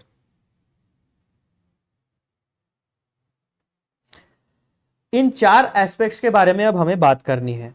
Management make assertions related to, यानी मैनेजमेंट दावा करती है किससे रिलेटेड, how financial transactions are recognised, that is whether they are recorded in correct period. यानी जो आपका फाइनेंशियल ईयर है, फाइनेंशियल स्टेटमेंट जो बनते हैं वो 1 साल के लिए जनरल पर्पस फाइनेंशियल स्टेटमेंट्स बनते हैं। 1 अप्रैल से लेकर अगले साल के 31 मार्च तक हमारा 12 महीने का फाइनेंशियल पीरियड होता है। तो मैनेजमेंट क्या करती है, जो रिकॉग्निशन वाला सेगमेंट है वो क्या कहती है कि हमने रिलेवेंट फाइनेंशियल ईयर के ट्रांजैक्शन ही प्रॉपरली उस फाइनेंशियल स्टेटमेंट में रिकॉर्ड किए गए। अब फॉर एग्जांपल जैसे अभी हमारा करंट फाइनेंशियल ईयर क्या चल रहा है, 1 अप्रैल 2024 से लेकर 31 मार्च 2025 तक का। तो यहाँ पर जो भी ट्रांजैक्शंस रिकॉग्नाइज किए जाएंगे वो सारे के सारे फाइनेंशियल ट्रांजैक्शंस ऑकर होने चाहिए 1 अप्रैल 2024 से लेकर 31 मार्च 2025 के बीच में। इन 12 महीनों में जो भी ट्रांजैक्शंस अकर होंगे, जो भी ट्रांजैक्शंस होंगे, जो भी ट्रांजैक्शंस मैनेजमेंट इंडल्ज होगी जिसमें, वो आपके फाइनेंशियल स्टेटमेंट में रिकॉर्ड किए जाएंगे। इसे कहा जाता है recognition. Whether on cash basis और एक्रूअल बेसिस वो डिपेंड करेगा उसकी कौन सी अकाउंटिंग पॉलिसी है। अब जब आप प्राइवेट लिमिटेड कंपनी की बात करते हैं तो उन्हें हमेशा, कुछ एंटिटीज ऐसी है जिनको हमेशा accrual basis of accounting he follow करना पड़ेगा, और अलग अलग रिकॉग्निशन के नॉर्म्स होते हैं, उनको भी फॉलो करके उस हिसाब से आपको अकाउंटिंग डिसाइड करनी पड़ेगी। पॉइंट नंबर 2, मेजरमेंट के बारे में क्या कहता है? Measured, that is whether they are valued accurately. तो जो ट्रांजैक्शन की वैल्यू है वो रियल वैल्यू होनी चाहिए, that means accurate, true value होनी चाहिए। उसके बाद में presented, that is whether they are classified appropriately in the financial statements. Transactions का क्लासिफिकेशन करना बहुत जरूरी होता है। क्यों? ट्रांजैक्शन जैसे हम एक्सपेंडिचर की बात कर ले तो एक्सपेंडिचर दो प्रकार का होता है, revenue expenditure, capital expenditure. Revenue expenditure है तो वो आप उसी फाइनेंशियल ईयर में राइट ऑफ कर देते हो, उसको क्लेम कर लेते हो, उससे क्या होगा, आपका प्रॉफिट कम हो जाएगा, करेक्ट। लेकिन जब हम कैपिटल एक्सपेंडिचर की बात करते हैं तो हम कैपिटल एक्सपेंडिचर मींस व्हाट, कि हमने कोई ऐसी एसेट क्रिएट की है हमारे बिजनेस के लिए जो हमें 12 महीनों से ज्यादा का बेनिफिट देने वाली है, ठीक है। तो ऐसी एसेट्स को हम क्या करते हैं, कैपिटल एसेट या एसेट साइड में दिखाते हैं। तो इसका मतलब क्या हुआ कि जो कंपनी की जो एसेट क्रिएशन है वो एक साल में खत्म नहीं होने वाली है एसेट, वो सालों साल दर साल चलेगी। तो अब लॉजिकली क्या होना चाहिए कि जो कैपिटल एसेट में खर्चा हुआ है वो खर्चे को भी हम उसकी यूजफुल लाइफ में डिवाइड करते हैं, तो उसे कहा जाता है डेप्रिसिएशन। तो इसीलिए जो आपका जो लॉजिकल प्रेजेंटेशन है ट्रांजैक्शंस का, वो लॉजिकल प्रेजेंटेशंस को अचीव करने के लिए आपके जो क्लासिफिकेशन ऑफ ट्रांजैक्शन है वो प्रॉपरली होना चाहिए। उसके बाद में disclosure, that is weather necessary information is sufficiently communicated. अब अकाउंटिंग करते वक्त या फाइनेंशियल रिपोर्टिंग करते वक्त हमें बहुत सारे एस्टिमेशंस लगाने पड़ते हैं। एस्टिमेशन का सबसे जेनेरिक, सबसे कॉमन एग्जांपल क्या है, प्रोविजंस फॉर डाउटफुल डेट्स, यानी जो आपने उधारी में माल बेचा है, डेटर को माल बेचा है, उसमें से कितना माल रिकवर होगा और कितना माल हमारा पैसा डूब जाएगा, बैड डेट्स हो जाएगा, तो ये प्रोविजन होता है। अब इससे रिलेटेड डिस्क्लोजर आपको देना पड़ेगा कि आपके कैलकुलेशन का बेसिस क्या था, आपका लॉजिक क्या था, किस तरीके से आपने प्रोविजन को हैंडल किया है, कौन से अकाउंटिंग स्टैंडर्ड एप्लीकेबल थे, किस तरीके से आपने नॉर्म्स को फॉलो किया है, सारी चीजें आपको बतानी पड़ेगी। ये एक एग्जांपल मैंने आपको दिया डाउटफुल डेट्स के बारे में। अलग अलग प्रोविजंस होती है तो उसके हिसाब से आपको डिस्क्लोजर देना पड़ेगा। कौन सी अकाउंटिंग पॉलिसीज आप फॉलो करते हो for charging depreciation, revenue, capital, contingent asset, contingent liabilities, ये सारी चीजों के बारे में आपको डिस्क्लोजर देना पड़ेगा। तो इन 4 कैटेगरीज में मैनेजमेंट को प्रॉपरली फाइनेंशियल स्टेटमेंट्स में यानी उस हिसाब से फाइनेंशियल स्टेटमेंट्स बनाने पड़ते हैं। पॉइंट नंबर 2 क्या कहता है, दीज असर्शंस यानी recognition, measurement, presentation and disclosure से रिलेटेड जो असर्शंस है, ensure that the financial statements comply with relevant accounting standards and accurately reflect companies financial condition and performance. यानी जो ऑर्गेनाइजेशन है उसके स्टेट ऑफ अफेयर्स का true and fair view represent करते हैं या नहीं करते हैं। इस तरीके से आपका recognition, measurement, presentation and disclosure से रिलेटेड की पॉइंट नंबर 2 था, ठीक है। अब पॉइंट नंबर 3 क्या था हमारा ऊपर में, की पॉइंट जो हमने डेफिनेशन से निकाला था वो था हमारा एक्यूरेसी, कंप्लीटनेस एंड वैल्यूएशन। अब हमने recognition, measurement, presentation and disclosure तो किया, अब जो ट्रांजैक्शंस हमने रिकॉर्ड कर लिए उसके एक्यूरेसी चेक करेंगे, कंप्लीटनेस चेक करेंगे एंड वैल्यूएशन चेक करेंगे। तो उससे रिलेटेड कुछ बातें हैं, कुछ पॉइंट्स हैं, वो आप समझ लो। Accuracy, completeness and valuation. Assertions cover specific dimensions of financial reporting such as accuracy. Accuracy ensures that amounts and other data are correctly recorded. 1 lakh का ट्रांजैक्शन है तो 1 लाख की वैल्यू ही रिप्रेजेंट होनी चाहिए। 1 लाख में 5 जीरो होते हैं, बराबर, ये छठवां जीरो मत लगा देना क्योंकि 1 लाख के 10 लाख हो जाएंगे, मटेरियल इंपैक्ट पड़ेगा इकोनॉमिक डिसीजंस के ऊपर इस वैल्यू की वजह से। तो एक्यूरेसी होनी चाहिए, जो रियल ट्रांजैक्शन हुआ है, जो इनवॉइस, जो सोर्स डॉक्यूमेंट में आपका वैल्यू है वही वहां पे एक्यूरेटली रिप्रेजेंट होना चाहिए। क्रेडिटर जो होता है आपका, उसका ट्रांजैक्शन डेटर के अकाउंट में रिप्रेजेंट नहीं होना चाहिए। ट्रांजैक्शंस का क्लासिफिकेशन भी एक्यूरेसी के साथ होना चाहिए। Completeness, completeness asserts that all necessary transactions and events have been captured and recorded in financial statements. यानी एक फाइनेंशियल ईयर में जिसमें 12 महीने होते हैं, शुरुआत होती है 1 अप्रैल से लेकर अगले साल के खत्म होता है अगले साल के 31 मार्च में, इन 12 महीनों में जितने भी ट्रांजैक्शंस आपके हुए हैं, 1 रुपए का ट्रांजैक्शन हो या 1 करोड़ का ट्रांजैक्शन हो, आपने उन सारे ट्रांजैक्शंस को in their complete manner record किया है। सारे के सारे जितने भी ट्रांजैक्शन के पैरामीटर्स होते हैं वो सारे आपने प्रॉपरली रिकॉर्ड किए हैं। Valuation Valuation ensures that assets, liabilities, revenues and expenses are appropriately measured according to accounting principles. For example, inventory should be valued at the lower of cost and net realizable values. Financial transactions का impact हमने पढ़ा था। क्या impact होता है financial transactions का?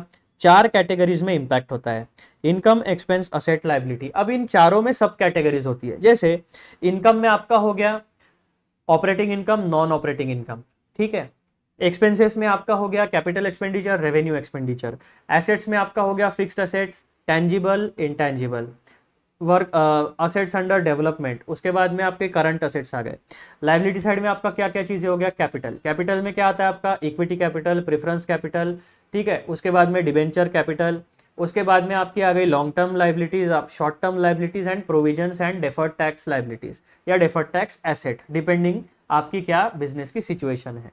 तो इसमें सब कैटेगरीज हो सकती है, लेकिन कलेक्टिवली 4 कैटेगरीज में इंपैक्ट होता है, इनकम, एक्सपेंस, असेट, लाइबिलिटीज। तो उन्हें अच्छे से आपने रिप्रेजेंट किया है या नहीं किया है ना। Accuracy, completeness and valuation. जब आप इन तीनों नॉर्म्स को फॉलो करोगे, इन तीनों नॉर्म्स को अचीव करोगे, तब आप जाके ये कह सकते हो कि आपने जो भी फाइनेंशियल स्टेटमेंट्स प्रिपेयर किए हैं वो एंटिटी या किसी भी ऑर्गेनाइजेशन का true and fair view depict करते हैं या नहीं करते हैं। उसके बाद में डेफिनेशन में हमने चौथा की पॉइंट क्या देखा था, राइट्स एंड ऑब्लिगेशंस। राइट्स मतलब एसेट्स, ऑब्लिगेशंस मतलब लाइबिलिटी। अब इसके बारे में क्या इंफॉर्मेशन है हमारे पास। Management asserts that the company has legal rights to the assets it reports and obligations to pay the liabilities recorded. यानी आपके बैलेंस शीट में जो एसेट साइड दिख रही है वो लीगली आपकी ओनरशिप है उस पे। कोई भी इलीगल काम या चोरी चकारी करके आपने एसेट क्रिएट नहीं किया, या कोई गलत एंट्रीज पास करके आपने झूठा एसेट क्रिएट नहीं किया। केवल ऑन पेपर एसेट नहीं है, जो एसेट आपके पेपर पे भी दिख रहा है वो रियल फिजिकल भी एग्जिस्ट करता है। This ensures that the company's financial statements accurately reflect the entity's ownership of assets and its responsibilities to settle the liabilities. अब यहाँ पे प्योरली बात हम करने वाले हैं बैलेंस शीट के 2 एस्पेक्ट्स के बारे में, लाइबिलिटीज एंड एसेट्स। तो जो लाइबिलिटीज है, यानी मैनेजमेंट ये एक्नॉलेज कर रही है कि लाइबिलिटी साइड में जितनी चीजें हमने रिकॉर्ड की है, जो अमाउंट्स आपको दिखती है, वो एक ऑर्गेनाइजेशन को उन पर्टिकुलर पार्टीज को पे करनी है। The management, the entity is obliged to settle the liabilities. Similarly asset side में जितने भी एसेट आपके दिखते हैं, मैनेजमेंट ये एक्नॉलेज करती है कि जितने भी एसेट्स यहाँ पर दिख रहे हैं, उन एसेट्स के ऊपर हमारा लीगल ओनरशिप है, हमारा राइट है, और उस एसेट से जो भी बेनिफिट क्रिएट होगा वो बेनिफिट भी हम रिसीव करेंगे। यानी उस बेनिफिट को रिसीव करने का लीगल राइट भी हमारे पास है, इसीलिए हम लोगों ने उसे हमारे बैलेंस शीट में एसेट साइड में रिप्रेजेंट किया है। तो ये क्लेम करती है मैनेजमेंट और एक्नॉलेज करती है जब भी आप इन एसेट और लायबिलिटी के बारे में बात करोगे। पॉइंट नंबर 2 क्या कहता है, for example an auditor would verify if a reported asset is actually owned by the company or if the liability listed is indeed the obligation of the entity। बहुत बार क्या होता है, बैलेंस शीट को strong या week दिखाने के लिए depending on the objective of the management, amounts जो होती है एसेट और लाइबिलिटी की, उसमें मैनिपुलेशन किया जाता है। अगर मैनेजमेंट को लोन चाहिए या ऑर्गेनाइजेशन को लोन चाहिए तो वो स्ट्रॉन्ग बैलेंस शीट बनाएगी। अगर मैनेजमेंट को लोन रिपे नहीं करना है, किसी को पैसा नहीं देना है, तो वो वीक बैलेंस शीट बनाएगी। वो बनाएगी यार, बताएगी यार हमारी फाइनेंशियल पोजीशन बहुत वीक है यार, थोड़ा सा क्रेडिट पीरियड एक्सटेंड कर दो या हमारा लोन माफ कर दो या कोई सेटलमेंट कर लेते हैं। तो depending on the objectives financial statements में मैनिपुलेशन हो सकता है। तो ऑडिटर को ये रियली चेक करना पड़ेगा कि जो एसेट है वो एक्चुअली ओन्ड बाय कंपनी है, केवल ऑन पेपर बातें नहीं है। सिमिलरली जो लायबिलिटी है वो रियल ऑब्लिगेशन है एंटिटी का। बैलेंस शीट को या फाइनेंशियल पोजीशन को वीक बताने के लिए या कुछ अपना हिडन मोटिव या फ्रॉड करने के हिसाब से मैनेजमेंट ने उसका उस तरीके से रिप्रेजेंटेशन नहीं किया है, तो इस तरीके से ऑडिटर चेक करेगा। फिर डेफिनेशन में हमारा जो पांचवा की पॉइंट था वो क्या था? अभी तक हम लोगों ने क्या क्या समझा? रिप्रेजेंटेशंस मेड बाय मैनेजमेंट, उसका मतलब क्या होता है? Recognition, measurement, presentation and disclosure, इनका मतलब क्या होता है? एक्यूरेसी, कंप्लीटनेस एंड वैल्यूएशन, उसके बाद में राइट्स एंड ऑब्लिगेशंस। अब हमने बहुत सारी चीजें पढ़ ली है, एंटिटी का एक बेसिक अंडरस्टैंडिंग हमें आ गया है। तो अब ये जितनी चीजें हमने चेकिंग किया है वो हमारा बेसिस बनता है to design the audit procedures, यानी एक कंप्लीट ऑडिट का प्लान हम बनाएंगे। उस प्लान में स्ट्रेटेजी, प्लान एंड प्रोसीजर, इस तरीके से हमारा फॉर्मेट रहेगा। तो ये सारी चीजें जो है, इसका बेसिक अंडरस्टैंडिंग, इसका नॉलेज आपका फाउंडेशन बनेगा to design the audit procedures. तो पॉइंट नंबर 5 हमारा क्या कहता है मित्रों? Assertions provide the foundation for designing audit procedures, यानी जो फाइनेंशियल स्टेटमेंट्स में लाइन आइटम्स दिए हैं, मैनेजमेंट ये क्लेम करती है कि ये ट्रू एंड फेयर है। तो जो फाइनेंशियल स्टेटमेंट्स है वही आपका फाउंडेशन होता है to design the audit procedures.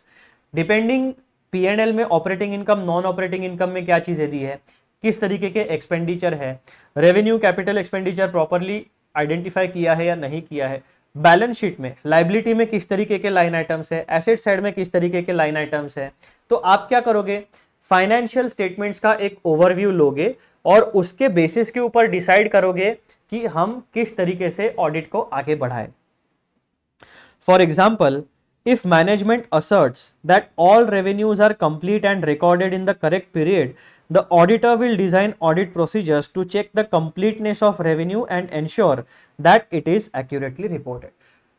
तो क्या क्या एक assertion का example दिया है यहाँ पे, management asserts that all revenues are complete and recorded in correct period, यानी हमारा करंट फाइनेंशियल ईयर क्या है? जब फाइनेंशियल ईयर 31 मार्च 2025 में खत्म होगा, जब ऑडिटर साहब आएंगे तो मैनेजमेंट जब उनको फाइनेंशियल स्टेटमेंट देगी तो मैनेजमेंट ये असर्ट करेगी कि इस फाइनेंशियल स्टेटमेंट में हमने 1 अप्रैल 2024 से लेकर 31 मार्च 2025 तक जितने भी ट्रांजैक्शन हुए वो सारे के सारे रिकॉर्ड किए हैं।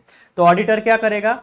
उनकी कंप्लीटनेस, उनकी एक्यूरेसी, उनके सारे जितने भी चीजें हमने पढ़ी, rights and obligations, accuracy, completeness, valuation, उसके बाद में रिकॉग्निशन, मेजरमेंट, प्रेजेंटेशन, डिस्क्लोजर, तो ये ट्रांजैक्शंस के बारे में ये सारी चीजें ऑडिटर चेक करेगा। अब ये जो असर्शन है ना मित्रों, ये जो असर्शन है इसके बारे में आप एक बात समझ लो। एक बेसिक चीज है, वो छोटा सा पॉइंट अगर आपको समझ गया तो असर्शन आपको समझ जाएगा। मुझे एक बात बताओ, जब हमने देखा कि जो फाइनेंशियल ट्रांजैक्शंस है, commercial transaction, non commercial transaction, दोनों का इंपैक्ट क्या होता है? Income, expense, asset, liability create होती है। इनकम, एक्सपेंस, असेट, लायबिलिटी को हम सेट ऑफ फाइनेंशियल स्टेटमेंट्स में रिप्रेजेंट करते हैं। फाइनेंशियल स्टेटमेंट को बनाने की जिम्मेदारी होती है, यानी रिस्पॉन्सिबिलिटी होती है मैनेजमेंट की। फाइनेंशियल स्टेटमेंट को बनाते समय applicable financial reporting framework, generally accepted accounting principles, laws, rules and regulations follow करने होते हैं। ये सारी की सारी जिम्मेदारी किसकी है? मैनेजमेंट की।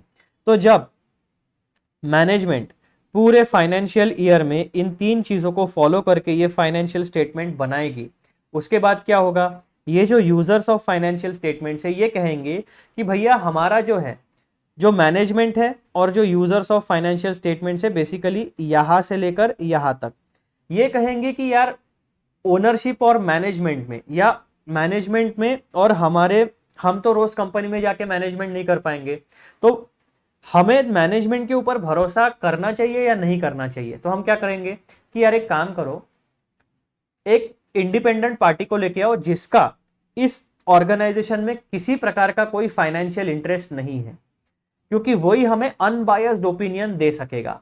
तो हम क्या करते हैं, जो भी रिस्पॉन्सिबिलिटी मैनेजमेंट ने फुलफिल की है, तो ये यूजर्स क्या करते हैं और ये मैनेजमेंट दोनों म्यूचुअली मिलकर, दोनों साथ मिलकर एक डिसीजन लेते हैं कि यार आपस में झगड़ते बैठने से अच्छा हम एक इंडिपेंडेंट थर्ड पार्टी को लेके आते हैं और हमने साल भर में जो काम किया है वो साल भर का फाइनेंशियल स्टेटमेंट हम इसको देते हैं, और आप एक काम करना, हम लोग एज अ मैनेजमेंट इसको इन्फ्लुएंस नहीं करेंगे, और आप भी यही चाहोगे कि आप इसे इन्फ्लुएंस ना करो।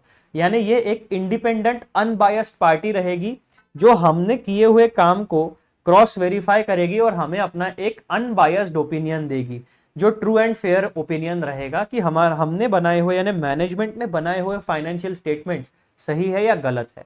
तो ये अरेंजमेंट होती है। तो ऑडिट के हिसाब से असर्शन इंपॉर्टेंट है। तो जब ऑडिटर का पर्सपेक्टिव आप लगाओगे, तब एक इंडिपेंडेंट पार्टी होने के नाते आपका सबसे ज्यादा कांटेक्ट आने वाला है मैनेजमेंट के साथ, ना कि इन यूजर्स ऑफ फाइनेंशियल स्टेटमेंट्स के साथ। आपका मेन एंगेजमेंट रहने वाला है मैनेजमेंट के साथ।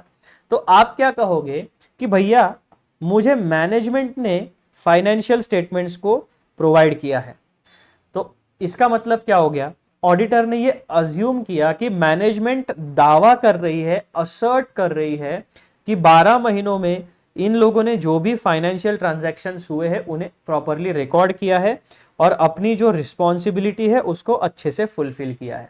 These are known as assertions. यानी इटसेल्फ फाइनेंशियल स्टेटमेंट जब ऑडिटर के पास आते हैं, इसमें जो भी इनकम, एक्सपेंस, असेट, लायबिलिटी होगी उसे कहा जाता है मैनेजमेंट का क्लेम, मैनेजमेंट का दावा, मैनेजमेंट का असर्शन, कि जो भी इंफॉर्मेशन दी गई है वो ट्रू एंड फेयर व्यू है। लेकिन इनके सेटिस्फैक्शन के लिए और हमें भी हमारा काम क्रॉस चेक हो जाना चाहिए, एक सेकंड ओपिनियन लेना है, इसीलिए हम ऑडिटर को देते हैं फाइनेंशियल स्टेटमेंट्स चेक करने के लिए। तो ये जो इंफॉर्मेशन इंक्लूड की जाती है ऑडिटर के पर्सपेक्टिव से, इसी इंफॉर्मेशन को सारे असर्शंस आप कह सकते हो। ठीक है, तो असर्शन एक ऐसा कॉन्सेप्ट है जो केवल ऑडिटर के लिए सबसे ज्यादा रिलेवेंट है। यूजर्स या मैनेजमेंट को कोई फर्क नहीं पड़ने वाला है उससे।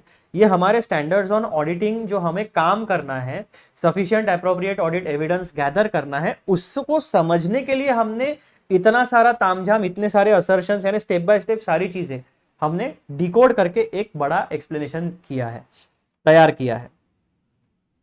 अब बेसिस फॉर ऑडिट प्रोसीजर्स, यानी असर्शंस में आपके फाइनेंशियल स्टेटमेंट्स आ गए, और ये सारी जो इंफॉर्मेशन है ये इंटरनली ऑडिटर के यूज करने के लिए है। Assertions provide the foundation for designing audit procedures. Auditors use assertion to identify what they need to verify during the audit.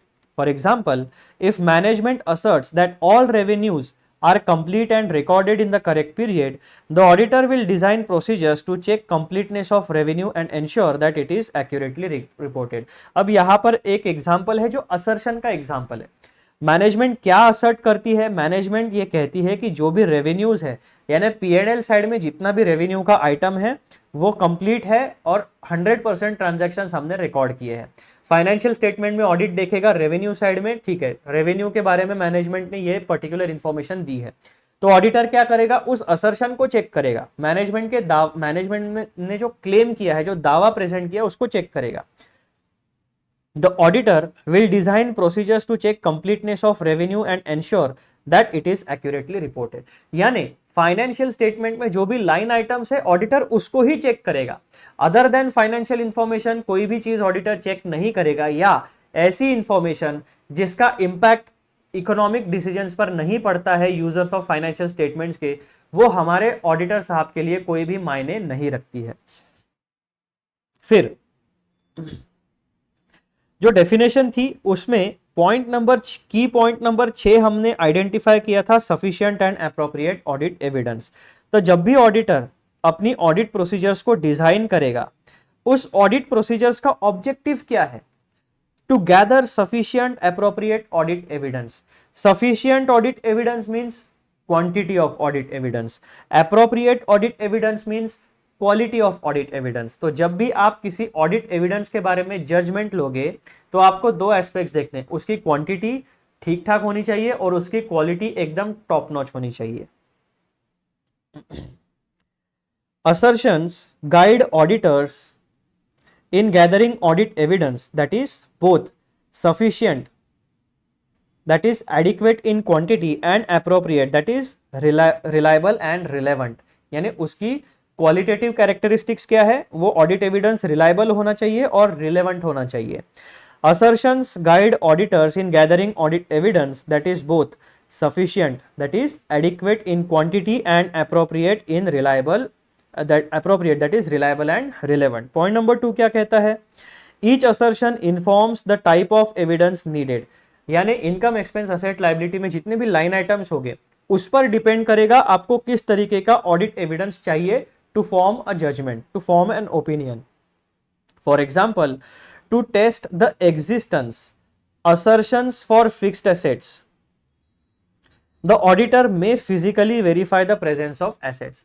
तो फाइनेंशियल स्टेटमेंट्स में, बैलेंस शीट में अगर आपका कोई फिक्स्ड एसेट दिख रहा है तो उस असर्शन को चेक करने के लिए ऑन पेपर तो आपने देख लिया, सारा डॉक्यूमेंटेशन आपने चेक कर लिया, अब उसको sufficient and appropriate audit evidence gather करने के लिए आप क्या करोगे? डॉक्यूमेंट्री एविडेंस भी आपने कलेक्ट कर लिया. अब उसको जस्टिफाई करने के लिए आप एक्चुअल वो फिक्स्ड असेट जहां पर लोकेशन है वहां पर जाके चेक करोगे कि डॉक्यूमेंट्री एविडेंस और फिक्स्ड असेट जो है वो आपस में मैच होते हैं या नहीं, यानी डिस्क्रिप्शन, वैल्यूएशन, जो भी चीजें बताई गई है वो प्रॉपरली मैच होती है या नहीं. तो documentary verification and physical verification, ये दोनों एस्पेक्ट्स को मिला के आपका sufficient and appropriate audit evidence तैयार होता है. तो ऐसे अलग अलग लाइन आइटम्स के लिए आपको डिसाइड करना पड़ेगा. रेवेन्यू के लिए सफिशिएंट अप्रोप्रिएट ऑडिट एविडेंस क्या है, एक्सपेंसेस के लिए सफिशिएंट अप्रोप्रिएट ऑडिट एविडेंस क्या है, तो ये आपको चेक करना पड़ेगा depending on the case to case basis. फिर उसी डेफिनेशन में हमारा पॉइंट नंबर 7 है, opinion on financial statement. Audit evidence gather करने के बाद ही ऑडिटर एनेबल होता है to form an opinion. Ultimately, assertions play crucial role in enabling the auditor to form an opinion on the financial statements. By verifying the truth of management's assertions, the auditor can determine whether the financial statements give true and fair view of the entity's financial position and performance. If the auditor finds that assertions are materially misstated, it may lead to a modified opinion. तो ये एकदम basic point है. अभी तक हमने सारी चीजें detail में देख ली. अब ये सारी पढ़ाई करने के बाद, इतना सारा काम करने के बाद जब हम ओपिनियन फॉर्म करेंगे तो बेसिकली जो इंफॉर्मेशन हमें फाइनेंशियल स्टेटमेंट्स में दी गई उन्हीं को कहा जाता है असर्शंस मेड बाय मैनेजमेंट. तो वो बहुत क्रूशल रोल प्ले करते हैं to form an opinion on financial statements. By verifying the truth of management's assertions, यानी मैनेजमेंट ने जो असर्ट किया है, जो दावा किया है बाय प्रेजेंटिंग फाइनेंशियल स्टेटमेंट, जिसमें P&L बैलेंस शीट आती है, जो इंफॉर्मेशन आती है, उस इंफॉर्मेशन का ट्रूथ एक ऑडिटर वेरीफाई करता है through various audit procedures and he gather sufficient and appropriate audit evidence. और उसके बाद ही ऑडिटर ये बता सकता है कि material misstatement whether due to fraud और एरर है या नहीं, और एंटिटी जो है उसके फाइनेंशियल स्टेटमेंट्स जो है वो ऑर्गेनाइजेशन के या किसी भी एंटिटी का true and fair view depict करता है या नहीं. अब इतने की पॉइंट्स डिस्कस होने के बाद हमारे पास एक कंक्लूजन आता है. वो कंक्लूजन क्या होता है?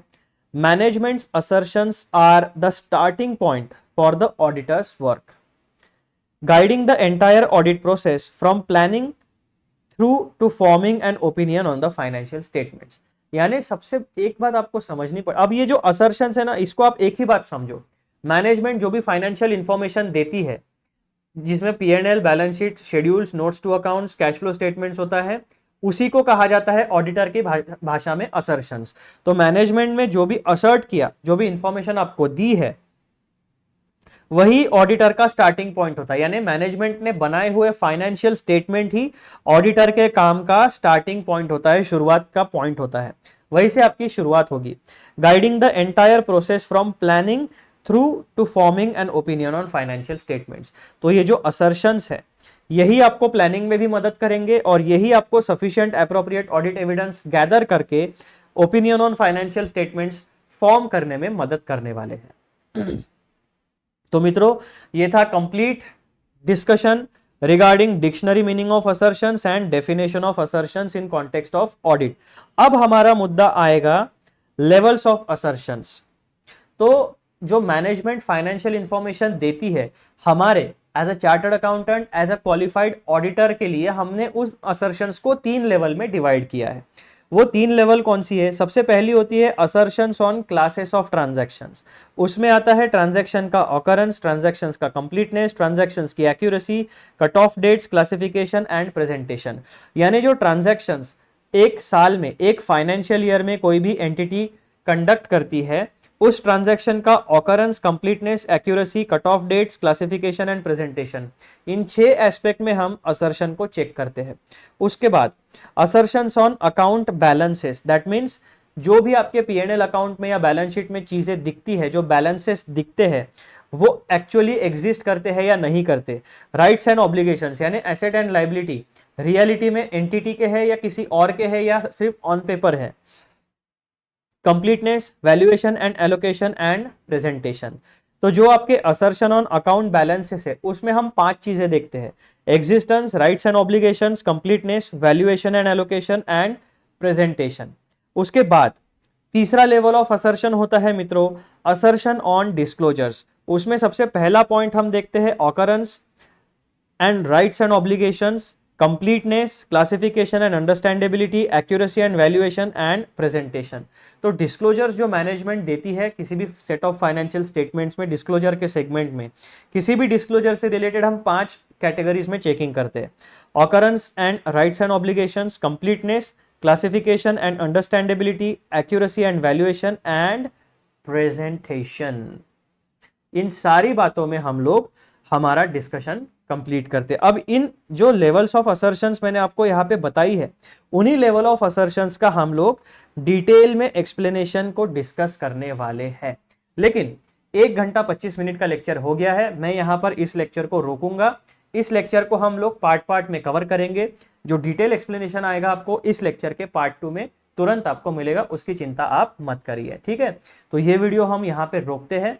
अगले वीडियो में हम डिटेल डिस्कशन शुरू करेंगे, explanation of levels of assertions, assertions on classes of transaction and तीनों लेवल के हर एक पॉइंट को हम लोग अच्छे से डिस्कस करेंगे। जाने से पहले एक छोटी सी रिक्वेस्ट, चैनल को जरूर ढूंढिए यूट्यूब के ऊपर, सब्सक्राइब करिए, वीडियोस को देखिए, लाइक करिए। चलो अगले वीडियो में मिलते हैं, बाय बाय।